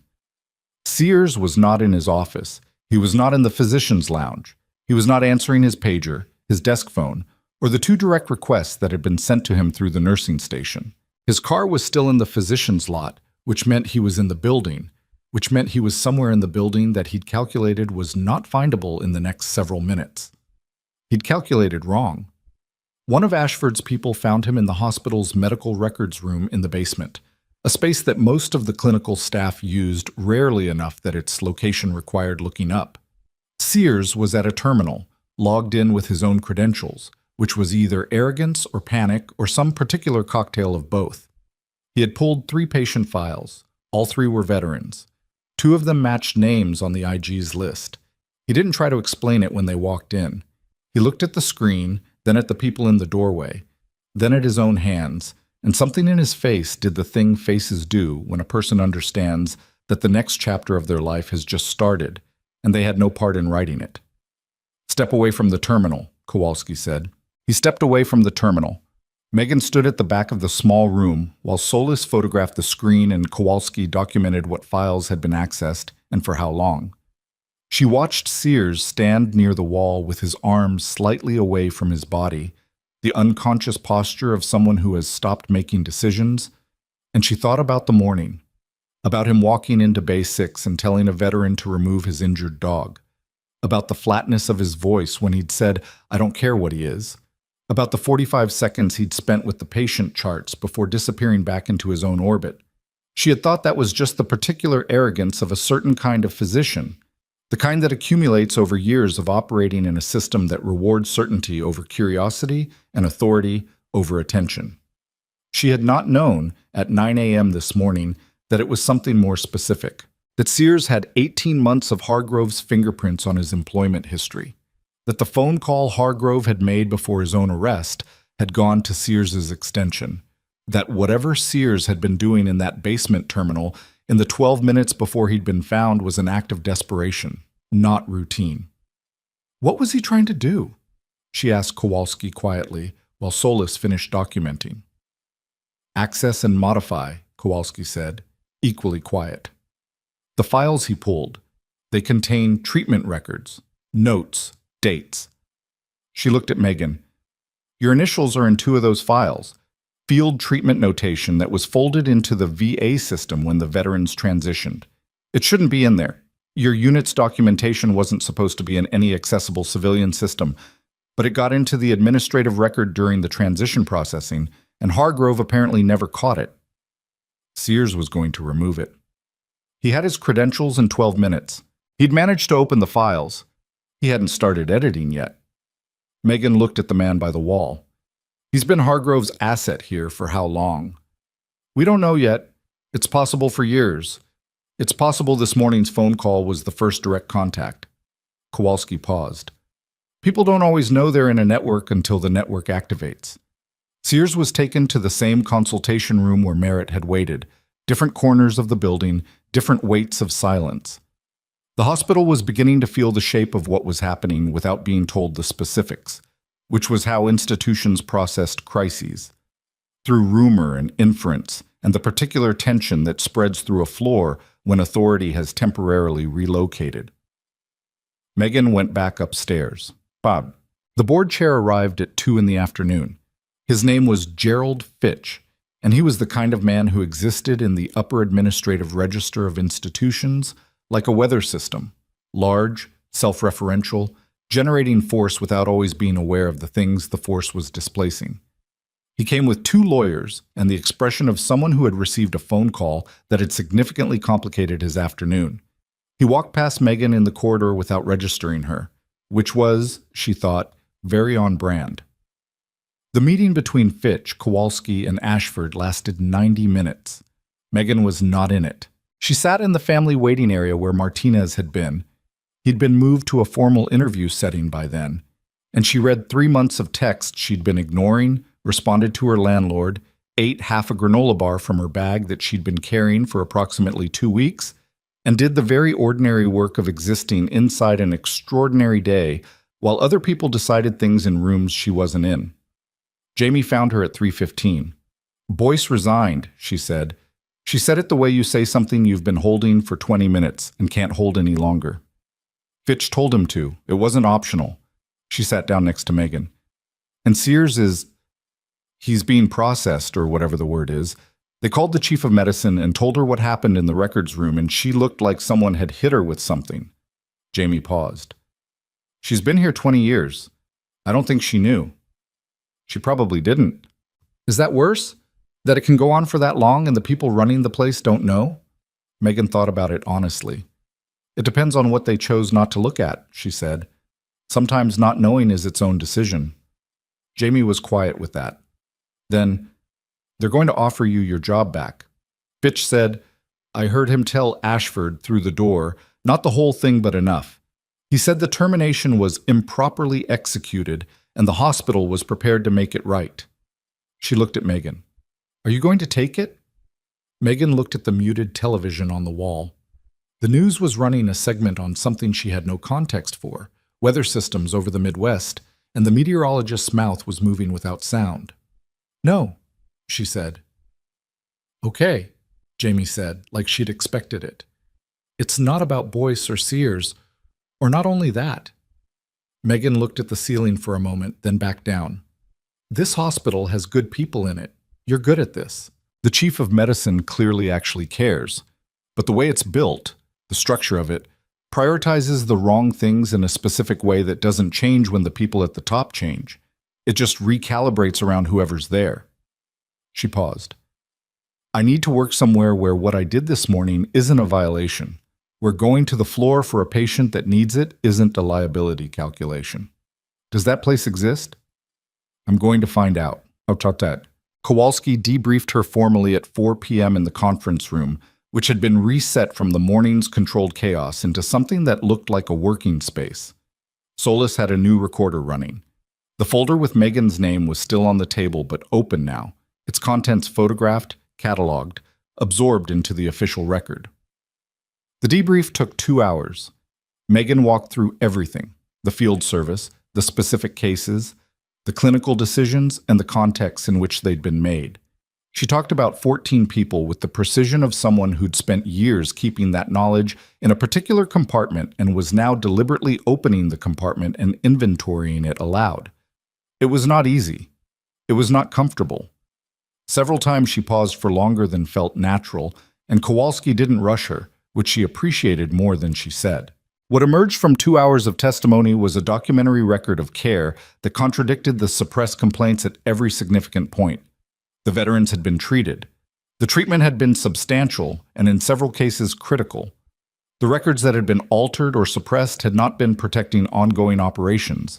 They had been concealing the fact that care had been provided, that the veterans were entitled to benefits connected to that care, and that someone had been redirecting those benefits for 4 years through a mechanism that ran from Hargrove's desk through a congressional liaison office and into a set of accounts that the Financial Crimes Division was going to spend the next several months untangling. $9 million, distributed across 4 years, coming from programs designed to support people who had operated in places that didn't appear on official maps and come home carrying things that didn't appear in official records. When it was done, Kowalski set her pen down and looked at Megan across the table. "For what it's worth," she said, and it was one of the few times she'd stepped outside the register of formal procedure, "what you did today and what you did in those field positions is going to matter enormously to those 14 people. Their complaints are going to be reopened with your testimony as the primary corroboration." She paused. "That's not nothing." "I know," Megan said. She meant it. She walked out of the conference room at 6:10 p.m. into a hospital that was quieter now, the evening shift having replaced the day shift, the specific crisis of the morning having settled into the longer, slower work of consequence. She got her bag from the locker that technically wasn't hers anymore. She put on her jacket. She walked toward the exit. Greer was in the lobby. He'd been cleared to go hours earlier. They'd given him a transport back to wherever he was staying, arranged through the VA, scheduled for 6:30. He was in his chair near the window where she'd sat that morning watching the military vehicles in the parking lot, and Ranger was at his feet, and they both looked up when she came through. "Still here," she said. "Wanted to see you out." She sat in the chair across from him, the same chair where Ashford had sat, and looked at Ranger, who looked back at her with his comprehensive, non-judgmental attention. The dressing on his flank was holding. He was moving better than he had this morning. The initial shock of the injury metabolized into something he was managing. "Martinez," Greer said. "I know. He told me afterward what he did." He looked at Ranger. "I want you to know, I didn't know about the injury beforehand. I knew he was trying to get the review moving. I knew he had a plan involving this hospital. I didn't know the cost of it." "I believe you." "Are you angry at him?" She considered it. The real version, not the reflexive version. "I'm angry at the situation that made him think that was the only way," she said finally. "I'm angry that 14 people filed complaints and the system made them disappear, and that when someone wanted to fix it, the tools available for fixing it included hurting a dog." She looked at Greer. "The anger at Martinez personally. I had it this afternoon and it's already getting more complicated, which is maybe its own kind of answer." Greer nodded slowly. "He's a good soldier," he said. "He did a bad thing for the right reason. There's a long tradition of that." "I know," she said. "I've been part of that tradition." They sat for a moment in the quiet of the hospital lobby, the particular evening stillness of a building that has been through something and is now breathing. "What are you going to do?" Greer asked. "Look for work," she said. "I know some people who run a program out of the VA in New Mexico. Serves veterans, military families. They've been talking about adding someone with field medical background for about a year." She paused. "I kept telling them I wasn't ready." "And now?" She looked at her hands, the same hands that had gone to the floor that morning. The same hands that had dressed wounds in places that didn't appear on maps, that had done the specific arithmetic of field medicine in the gap between what existed and what was needed, that had been documented in a personnel file that someone had then carefully made disappear. "Now I think I was wrong about what ready meant," she said. "I thought it meant that the past was quiet enough not to matter. Turns out the past doesn't particularly care what I think about its timing." Greer almost laughed. It was a small sound, tired and genuine.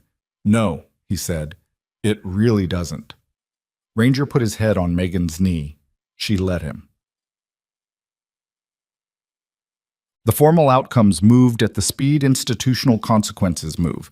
Not fast, not dramatically, but with the particular inevitability of processes that have been properly set in motion and have enough documentation behind them to survive resistance. Curtis Hargrove was charged federally within 3 weeks of his arrest. The charges covered fraud, misappropriation of federal funds, obstruction of an inspector general investigation, and conspiracy. His cooperation agreement, signed in the first 48 hours before his lawyers had fully arrived, named Patricia Voss and confirmed the financial mechanism that had been operating through her congressional liaison office. Voss resigned her position 11 days after Hargrove's arrest, before the formal charges against her were filed. The resignation did not protect her from the charges. It just meant she was no longer in the position when they arrived. Philip Sears was terminated from Riverview Medical Center within 4 days of the morning in the records room. The medical board opened a separate review of his conduct, not just what he'd done in the basement terminal, but the fuller pattern of his treatment of veteran patients in his care. That review took 5 months. At the end of it, his license to practice in the state of Colorado was suspended pending further evaluation. He retained a lawyer and said through that lawyer that he had been acting under professional guidance from a trusted medical administrator, a characterization that Hargrove's legal team disputed vigorously and that the medical board declined to credit as mitigation. Harlan Boyce's resignation was accepted by the Riverview Board the same day it was offered. The board issued a statement about organizational values and a commitment to improving veteran care protocols, which was the kind of statement boards issue when they are managing damage and know it. Gerald Fitch offered Megan her position back, with a formal letter of apology for the circumstances of her separation, which was the language lawyers produce when they want to acknowledge something without saying what it was. The letter was on Kowalski's desk before it reached Megan, because it arrived during a period when Megan's contact information was being managed carefully by people who understood that she was a material witness in an active federal case and that institutional outreach required coordination. Kowalski forwarded it to Megan with a single line, "Your call." Megan read it twice. She sat with it for one evening, which was longer than she'd sat with most decisions. Then she wrote back, declining, thanked the board for the communication, and closed the loop. The act of closing it felt cleaner than she'd expected. Dale Merritt's cooperation with the IG investigation was credited in the final case summary as material to the prosecution's ability to establish the authorization chain for the complaint suppression. He was not immune from consequence. He received a formal censure from the Military Review Board, a notation in his permanent record, and a finding of negligent authorization. What he did not receive was a criminal charge, because the finding was that he had acted on deliberately false information provided by Hargrove and had, upon discovering the deception, taken active steps to expose it. The military's language for this outcome was careful and not particularly warm, but it was distinct from the language used for Hargrove, and that distinction was meaningful in ways that took time to become fully visible. The 14 complaints were reopened. 14 veterans received formal notification that their cases were under active review and that their previous outcomes had been improperly processed. The reviews moved at different speeds. Some resolved within months, some took longer because the documentation reconstruction was complex, and the benefit calculation required coordination across multiple agencies. All 14 ultimately received determinations that acknowledged the suppression, corrected the record, and where applicable, addressed benefit claims that had been improperly denied. Megan testified formally in the federal case against Hargrove and Voss in a proceeding that was closed to the public due to the classified nature of the unit's operational history. She sat in a room with federal prosecutors and defense attorneys and a recorder and the specific weight of having to be exact about things she'd spent years not being exact about in public, and she was exact about them. She answered every question. She did not embellish, and she did not minimize, and she did not protect anyone who had not already protected themselves through their own conduct. It took 3 hours. When she walked out, she felt scraped and tired and lighter than she'd felt in about 4 years, which was not the same as good, but was its own specific kind of relief. She moved to New Mexico in late January. The drive took 11 hours, which she did in 2 days with a stop in Albuquerque because she was tired and the motel was cheap and her old car had a rattle in the right rear wheel, well, that she wanted to listen to in different acoustic environments before deciding whether to be worried about it. She ate a sandwich from a gas station and watched the evening news in a room that smelled like industrial cleaning solution and thought about nothing in particular, which was a skill she'd gotten better at since October. The program was called the Mesa Verde Veterans Medical Initiative, which was a name that was longer than it needed to be and perfectly described the people who ran it: earnest, committed, occasionally impractical about administrative efficiency, and deeply serious about the work. They operated out of a converted building on the edge of a VA campus in Santa Fe, with a staff of 11 and a patient population of somewhere around 300 veterans and their immediate families, plus a working relationship with a K-9 unit that provided service dogs to veterans with specific service-connected conditions. Her first week, she relearned how to do paperwork in a system that wasn't trying to protect itself from its own people. She made mistakes. She asked questions that probably seemed elementary to the staff around her, who were patient about it without making her feel like she needed their patience. She ate lunch in a room that smelled like old coffee and cheap chairs and the particular institutional warmth of a place that was underfunded and overmotivated and genuinely, stubbornly trying. By the third week, she stopped feeling like a visitor. Greer came to Santa Fe in March. He was participating in a VA program in Albuquerque, something connected to the phantom pain management work he'd been doing in Denver, and made the drive up specifically to see her. They ate at a restaurant that had been recommended by 4 separate people and turned out to be exactly what 4 separate people recommending a restaurant usually produces: decent food, slow service, good enough. He looked better than he had in October. Not fixed, that wasn't the right frame for what he was managing, but more present in his own face, like he'd recalibrated something. Ranger cleared evaluation, he said, full active duty status. She felt something loosen in her chest. When? 3 weeks ago. He's back with Martinez. He turned his water glass. Martinez requested it. After everything, he still wanted to work with him. He paused. Which tells you something about Martinez. It tells me several things about Martinez, she said. Greer looked at her. Are you okay? Actually, she thought about how to answer that honestly. I'm okay in the way that someone is okay when they've stopped doing something that wasn't working and started doing something that is. She paused. I'm tired sometimes in a way I don't have a clean name for. I miss the ordinary, which is a strange thing to miss because the ordinary I built wasn't actually working either. She looked at her food. But I go to work, and I use what I know, and nobody fires me for it. So, yes, actually. Good, he said, like it was important information, and he was glad to have it confirmed. The ceremony was in May, Port Liberty, Virginia.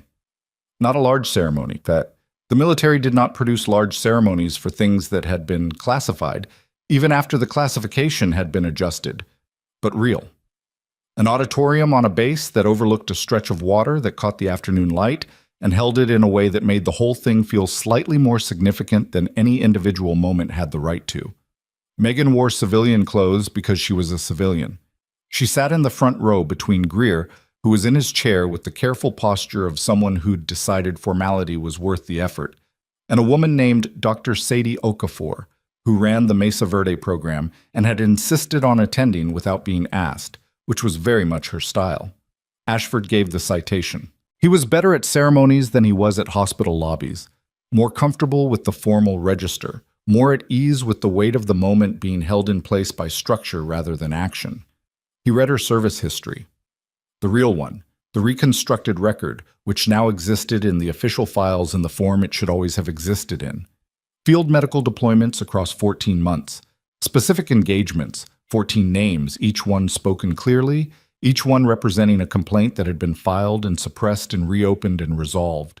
She listened to her own history read aloud in a room full of people who were paying attention to it, and felt something she couldn't have predicted feeling. Not pride exactly. Something more complicated than that. The feeling of having a thing that was true be said clearly in a room, which sounds simple until you've spent 4 years living with the version of yourself that official records had quietly made you into. The short, flat, almost blank version. The version with the gap where 14 months of work should have been. She went to the front of the room when they called her name. She accepted the civilian commendation, a small physical thing, less impressive looking than its meaning, which is often how the most significant objects present themselves. An officer she didn't know shook her hand with the particular grip of someone who means it. She turned to face the room. She had not prepared anything to say. She had been specifically told there would be no remarks portion of the ceremony, which she had been relieved about, and which was apparently not accurate because Ashford was looking at her from the side of the room with an expression that said clearly that the next 30 seconds were hers if she wanted them. She looked at the room. She looked at Greer. She looked at Okafor, who gave her the small nod of someone who has arranged 11 people's schedules around a single afternoon and is at peace with having done so. She looked at the faces she recognized from October and the faces she didn't, and the faces of 14 people, some of whom were in this room and some of whom weren't. I was fired, she said, for treating a dog. There was a beat of silence. Then something moved through the room. Not laughter exactly, but its first cousin, the physical release of tension that finds an unexpected exit. I want to be clear about that, she said, because everything that came after, the review, the charges, the case, All of it started with a dog on an ER floor and a decision that somebody thought was wrong and that I knew wasn't. She paused. I've been in situations where the right decision was also the costly one. Field situations, where the cost was immediate and obvious, and you made the call anyway because the alternative was worse. What I wasn't prepared for was making that same kind of call in a hospital corridor in Colorado and discovering that the cost this time was going to involve 4 years of my own history coming back up through the surface, whether I wanted it to or not. She looked at her hands for a moment, then back up. I spent 4 years trying to be invisible, trying to be ordinary in a way that would let me stop being what I was in those field positions. I thought that was a reasonable thing to want. She paused. It wasn't wrong to want it. It was wrong to think it was possible. The work you do, the real work, the kind that matters, it stays in you. It doesn't wait for permission to be relevant. She looked at Greer. There are 14 people who filed complaints that were made to disappear. They filed them because they believed the process would hear them. They were wrong about that. Someone made sure they were wrong, but the belief itself wasn't naive. It was correct. The process should have heard them. And when it finally did, the reason it was able to was because of what those 14 people had done for themselves, and what people in this room did for each other, and because a dog on a floor in Denver decided to trust a stranger. She looked at the commendation in her hand. I don't know what to do with this exactly.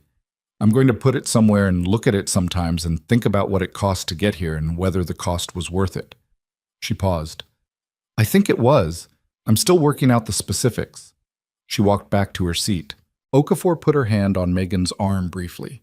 Not a big gesture, the kind that doesn't need to be big to carry weight. Greer was looking straight ahead. His jaw was doing the controlled thing it did when he was processing something he didn't have language for yet. After a moment, he said very quietly, You know the part that gets me? Which part? They tried so hard to erase you, changed the records, took your name out of files, built the whole thing on the assumption that if they removed you from the paper, you stopped existing. He looked at her. And then a dog walked into an ER and remembered exactly who you were. She looked at the commendation in her lap, the small physical weight of it. The gap it had taken 4 years and 1 very bad morning and 14 reopened complaints to close. He always did have good instincts, she said. Outside the auditorium windows, the water caught the afternoon light and held it, and the room began the slow process of returning to its ordinary functions. People standing, gathering coats, moving toward exits, the ceremony folding back into the larger fabric of everything that had been before it and would continue after. Megan Hart sat in her chair for a moment longer than anyone else, not because she wasn't ready to move, but because she was taking inventory of the morning in Denver, of the bad coffee and the badge that stopped working and the dog on the floor, and the military vehicles pulling into the parking lot, and the 14 faces she'd finally put back into the record where they belonged. Of the 4 years of careful distance that had turned out to be 4 years of preparation for the moment she'd stopped being careful and gone to her knees for someone who needed it. She thought about what she'd told Jamie months ago in a hospital corridor that neither of them worked in anymore. I need to work somewhere where what I did this morning isn't a violation. She'd found it. It had cost her everything she'd built and returned something she hadn't known she'd lost. She stood up. She put the commendation in her jacket pocket. She walked toward the exit where Greer was waiting, and Okafor was already talking to someone about scheduling because Okafor was constitutionally incapable of not scheduling, and the afternoon was still holding its light over the water, and there was work to do. There was always work to do. That was the thing about being the person who went to the floor. Someone always needed you to. And the only real question was whether you were going to let the people who didn't understand that convince you it was a liability, or whether you were going to keep doing it anyway and let the record speak for itself. She chose the record. She always had.